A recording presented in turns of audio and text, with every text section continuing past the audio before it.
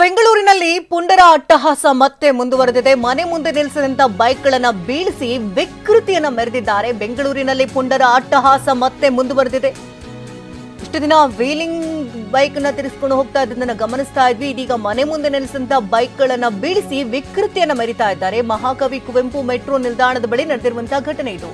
ಕುಡಿದ ಮತ್ತಿನಲ್ಲಿ ಬೈಕ್ ಅನ್ನ ಕೆಡವಿದ್ದಾರೆ ಕಿಡಿಗೇಡಿಗಳು. ನಿನ್ನೆ ರಾತ್ರಿ 8 ಗಂಟೆಯ ಸಮಯದಲ್ಲಿ ನಡೆದಿರುವಂತಹ ಘಟನೆ ಇದು. ಬೈಕ್ ಬೀಳಿಸ್ತಾ ಇದ್ದಂತೆ ಮತ್ತೆ ನಿಲ್ಲಿಸಿದ್ದಾರೆ ಸ್ನೇಹಿತರು. ಪುಂಡರ ಹಾವಳಿಯ ದೃಶ್ಯ ಸಿಸಿಟಿವಿ ಕ್ಯಾಮೆರಾದಲ್ಲಿ ಸೆರೆಯಾಗಿದೆ.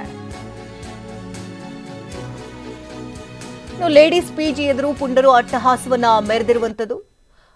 ಪುಂಡರ ಹಾವಳಿಯನ್ನ ನೀವು ಗಮನಿಸ್ತಾ ಇದ್ದೀರಿ ಯಾವ ಮಟ್ಟಕ್ಕಿದೆ ಅಂತ. ನಿಲ್ಲಿಸಿದಂತಹ ಬೈಕ್ಗಳನ್ನ ತಾವೇ ಕೆಡವಿ ಹೋಗಿರುವಂತಹ ದೃಶ್ಯಗಳಿದು. ಕುಡಿದ ಮತ್ತಿನಲ್ಲಿ ಈ ರೀತಿಯೆಲ್ಲ ಪುಂಡಾಟವನ್ನ ಮೆರಿತಾ ಇದ್ದಾರೆ ಪುಂಡಟರು.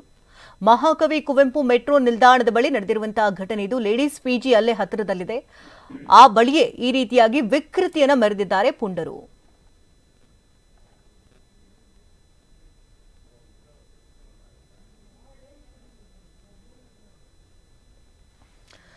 ಇದು ಬೆಂಗಳೂರಿನಲ್ಲಿ ಪುಂಡರ ಅಟ್ಟಹಾಸ ನಿಲ್ಲದಂತೆ ಕಾಣ್ತಾ ಇಲ್ಲ. ಯಾಕಂದ್ರೆ ಪೊಲೀಸರು ಕೂಡ ಇಂಥವರಿಗೆ ಬಿಸಿ ಮುಟ್ಟಿಸುವಂತಹ ಕೆಲಸಗಳ ಆಗಾಗ ಆಗ್ತಾ ಇರಬೇಕು. ಯಾಕಂದ್ರೆ ಕುಡಿದ ಮತ್ತಿನಲ್ಲಿ ಏನ್ ಬೇಕಾದ್ರೂ ಮಾಡಬಹುದು, ಏನ್ ಮಾಡಿದ್ರು ಸಹ ಏನೋ ನಿಟ್ಟಿನಲ್ಲಿ ಈ ರೀತಿ ರಾಜಾರೋಷವಾಗಿ ನಿಲ್ಸದಂತ ಬೈಕ್ಗಳನ್ನೆಲ್ಲ ಅಲ್ಲಲ್ಲೇ ಬೀಳಿಸಿ ಹೋಗ್ತಾ ಇದ್ದಾರೆ. ಪುಂಡಾಟವನ್ನ ಮೆರಿತಾ ಇದ್ದಾರೆ.